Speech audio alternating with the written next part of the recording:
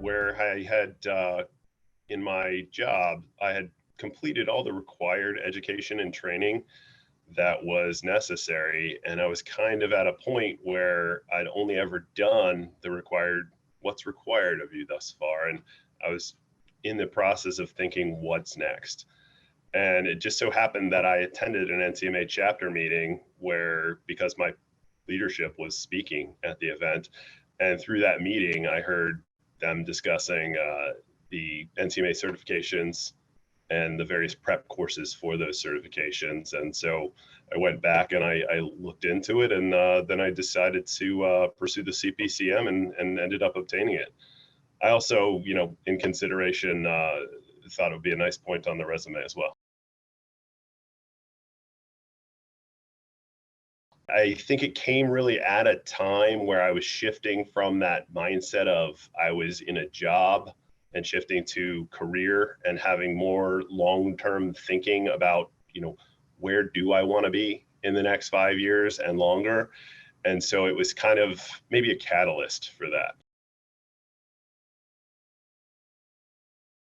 Well, I don't have any revolutionary ideas in this area, but just in general, I think that you should never be done learning. There's always something you can be better at, and you should always be challenging yourself.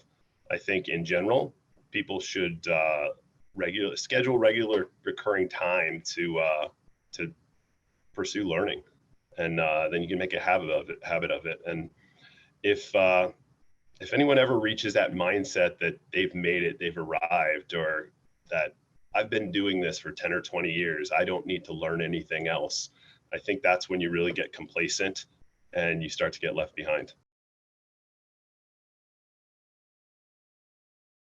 In my current role, I'm not a hiring manager, Okay. but in seeing, once I've had the validation that I've got a qualified candidate there, looking in and seeing that certification, I'd say it's an indicator. For say an entry level individual, it's an indicator that they have an interest in contracting. They've been exposed to it and are still interested in pursuing a role in it. So that's a great thing to know. But it also gives me a little bit of confidence, or some good confidence, that they'll be able to complete the certification required of the job if they don't already have it. And then for that more experienced individual, it's that indicator that they've taken that investment in themselves. They're really taking their career seriously and want to reach the next level and challenge themselves. So definitely a couple of nice indicators depending on the situation.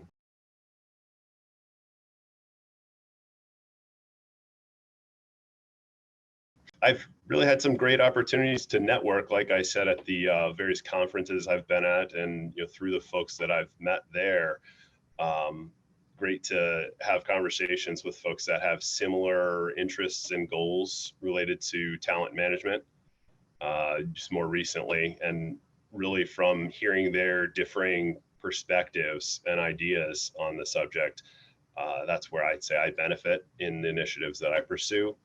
And it's always great to hear that other folks share my same views on talent mobility, and that they have those same goals.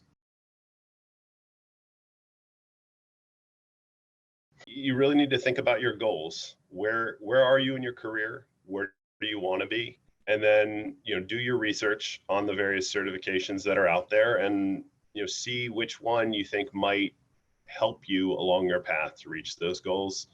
And that's really the mindset I'd have with any training or development opportunity in general as well. Contracting as a profession is a great place to be. There are a wide variety of opportunities to continuously challenge yourself throughout your entire career.